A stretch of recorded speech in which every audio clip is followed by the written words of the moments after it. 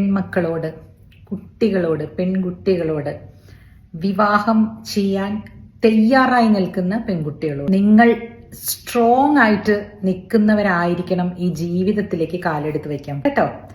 കാരണം കല്യാണം എന്ന് പറയുന്നത് ആ ഒരു ദിവസത്തെ ചടങ്ങല്ല. മുല്ലപ്പൂവും കാഞ്ചീപുരവും സ്വർണ്ണാഭരണങ്ങളും കുറേ ചടങ്ങുകളും ഉള്ളതും ഇല്ലാത്തതുമായിട്ടുള്ള ചടങ്ങുകളും എല്ലാം സമ്മതിച്ചു.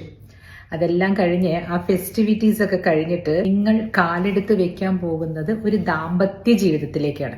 ദാമ്പത്യം എന്താണെന്നുള്ളത് എല്ലാവർക്കും അറിയാം. യെസ്, സെക്ഷുവൽ റിലേഷൻഷിപ്പ് അതിന്റെ ഭാഗമാണ്. അത് എല്ലാവരും മനസ്സിലാക്കിയിട്ട് വേണം അതിനകത്തേക്ക് ഇറങ്ങാൻ. ഇതിനൊക്കെ തയ്യാറായിട്ടുള്ളവർ മാത്രമാണ് ഈ ചടങ്ങുകൾക്കെല്ലാം നിന്നു കൊടുക്കേണ്ട ആവശ്യമുള്ളൂ. അല്ലാതെ ഈ ചടങ്ങുകളെല്ലാം കാണിച്ചു കൂട്ടിയിട്ട് അവസാനം ഒരു യാഥാർത്ഥ്യത്തിലേക്ക് വരുമ്പോൾ പെൺകുട്ടികളൊന്നും ആ കല്യാണത്തിനോടനുബന്ധിച്ച് വരുന്ന കാര്യങ്ങൾ സമ്മതിച്ചു കൊടുക്കുന്നില്ല എന്നാണ് എൻ്റെ അറിവ്.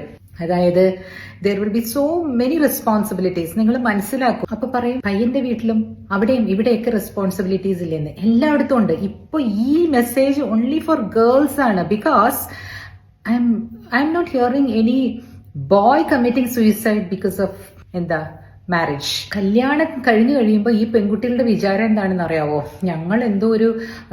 ഞങ്ങളെ ഇങ്ങനെ കൈവെള്ളയിൽ വെച്ച് കൊണ്ടു നടക്കാൻ വേണ്ടിയിട്ടാണ് ഹസ്ബൻഡ്, അതിനു വേണ്ടിയിട്ടാണ് എൻ്റെ അച്ഛനും അമ്മയും അവനെ കയ്യിൽ പിടിച്ചേൽപ്പിക്കുന്നത്. എന്തിനാണ് ഇങ്ങനെ ചിന്തിക്കുന്നത്? ഫോർ എക്സാമ്പിൾ, നിങ്ങൾക്ക് പീരിയഡ്സ് വന്നോന്നിരിക്കട്ടെ. അത് നിങ്ങൾക്ക് ഇതിന് മുമ്പേ വരുന്നതല്ലേ. വിവാഹം കഴിഞ്ഞ് വരുമ്പോൾ അതിന് ആ വയറുവേദനയ്ക്ക് കുറെ ഖനം കൂടുവോ? അല്ലെങ്കിൽ ആ പയ്യൻ വന്ന് നിങ്ങളുടെ അടുത്തിരുന്ന് കാല് തടവി തരണം എന്നൊക്കെ പറയുന്നില്ലേ? ഇങ്ങനെയുള്ള എക്സ്പെക്ടേഷൻസ് ആയിട്ട് പോകല്ലേ. B courageous. ആ മൊമെന്റ്സ് നിങ്ങൾ ആസ്വദിക്കൂ, വേണ്ടാന്നല്ല. അതിലേക്ക് എന്റെ എന്ന് പറഞ്ഞ് പിടിച്ചു വെക്കാനായിട്ട് ഒരു കമോഡിറ്റി അല്ല ഈ പയ്യന്മാര്. അവരുടെ അമ്മയുടെയും അല്ല നിങ്ങളുടെയും അല്ല. ഈ സ്ത്രീകൾക്ക് എല്ലാവർക്കുമുള്ള ഒരു പ്രോബ്ലമാണിത്. അതുകൊണ്ട് എടുത്ത വഴിക്ക് നിങ്ങൾ ഡിപ്രഷനിലേക്ക് പോവാ. ഇന്നലെ ഒരു കുട്ടി ആത്മഹത്യ ചെയ്തു. അതുകൊണ്ടാണ് ഞാൻ പറഞ്ഞത്, എന്തിനാണ് നിങ്ങൾ ഇത്രയും ഭംഗിയുള്ള ഒരു ജീവിതം വേണ്ടാന്ന് വെക്കുന്നത്? ഇനിയും പല കാര്യങ്ങളും നമുക്ക് കാണാനും കേൾക്കാനും ആസ്വദിക്കാനും ഉണ്ട് അല്ലേ ഈ ജീവിതത്തില്. അതൊന്ന് ആലോചിച്ചു നോക്കൂ മക്കളെ.